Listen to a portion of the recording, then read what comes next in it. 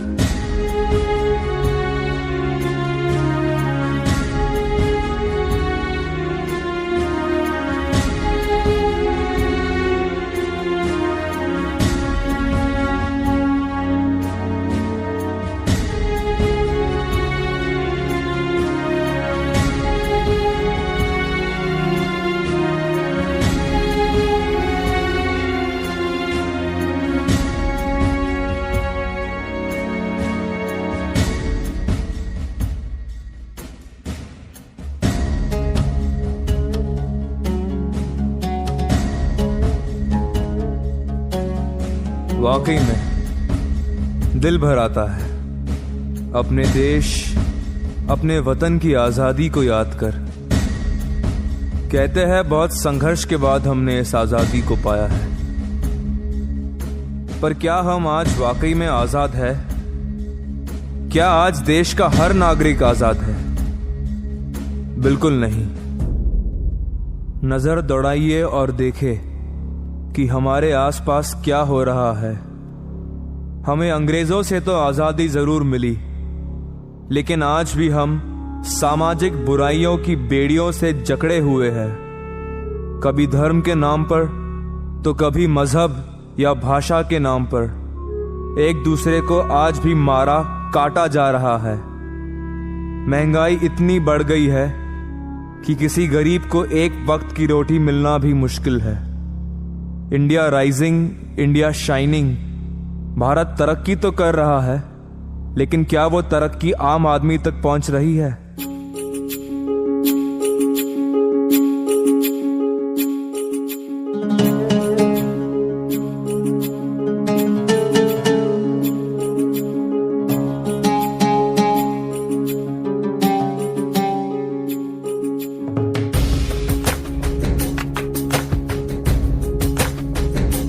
गरीब और अमीर के बीच का फासला दिन पे दिन बढ़ता ही जा रहा है।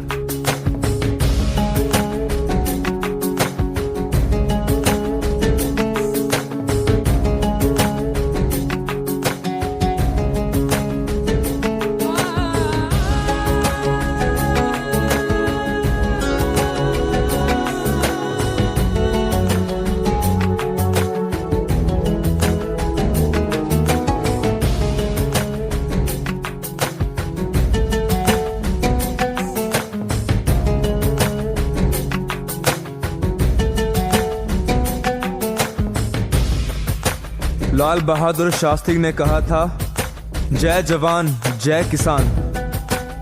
तो फिर क्यों किसान आज आत्महत्या कर रहा है? क्यों बेरोजगारी है? क्यों गरीबी बढ़ती ही जा रही है? क्यों आज लाखों बेघर है?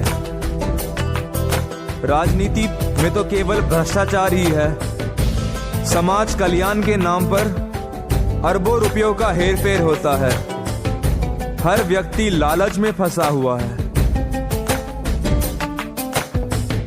रिश्वतखोरी, धोखाधड़ी, लूटमार, आतंकवाद, नक्सलवाद, जात पात, भेदभाव, ये सब लोगों को केवल तबाही की ओर ही ले जा रहे हैं।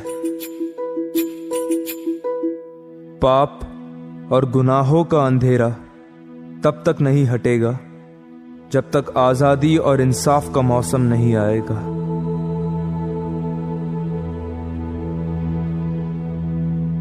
सारी दुनिया भर के 40% गरीब लोग जिस देश में रहते हो, क्या वो देश आजाद है?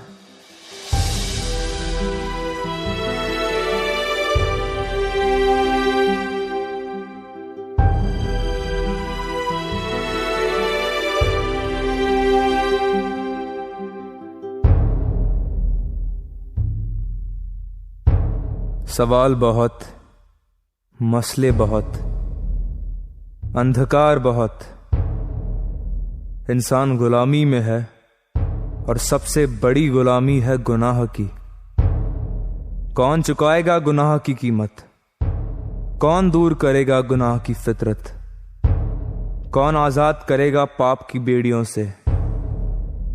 इंसान हार जाता है और हारता रहेगा, क्योंकि इन मुश्किलों का हल इंसान के पास नहीं, सिर्फ खुदा के पास है। मेरे अगले शब्दों को बहुत गौर से सुनिए। बेटा करता है आजाद जिसको, वो हकीकत में आजाद है। Whom the sun sets free is free indeed.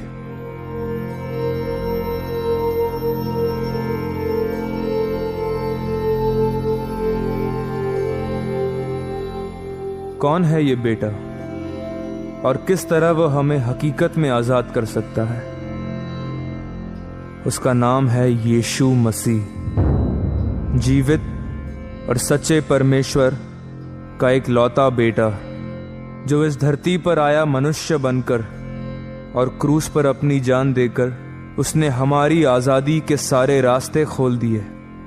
Bible में लिखा है कि खुदा ने दुनिया से ऐसी मोहब्बत रखी कि अपना एक लौता बेटा हमारे गुनाहों के लिए दे दिया, ताकि जो उस पर ईमान लाए वो तबाह न हो बल्कि छूट जाए, आज़ाद हो जाए। इंसान ने कहा, तुम मुझे खून दो, मैं तुम्हें आज़ादी दूंगा। पर यीशु मसीह कहता है, तुम्हारी आज़ादी के लिए मैंने अपना सारा खून बहा दिया, क्योंकि वो परमेश्वर है और केवल परमेश्वर ही ऐसी वाणी रख सकता है। तो आओ हम इन गुनाहों की बेड़ियों को तोड़ दे और इस दुनिया के मसीहा को अपने दिलों में आने दे। आज हम सब मिलकर अपने देश के लिए दुआ करें और अपने भारत को यीशु मसीह के हाथों में सौंप दें, क्योंकि वो एक ही है जो हमारे देश को हकीकत में आजाद कर सकता है। जो अंधकार में घिरे हैं उनके लिए वो रोशनी है, जो नफरत के शिकार है उनके लिए वो मोहब्बत है, जो शांति से परे है उनके लिए वो शांति का राजकुमार है। मार्ग, सत्य, जीवन वही है।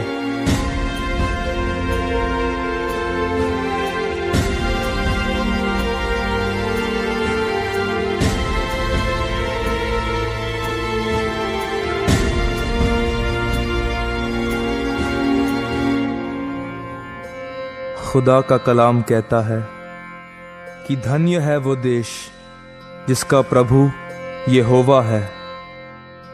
मानवता की दशा स्वराज्य से नहीं, पर परमेश्वर के राज्य के आने से ही बदल सकती है।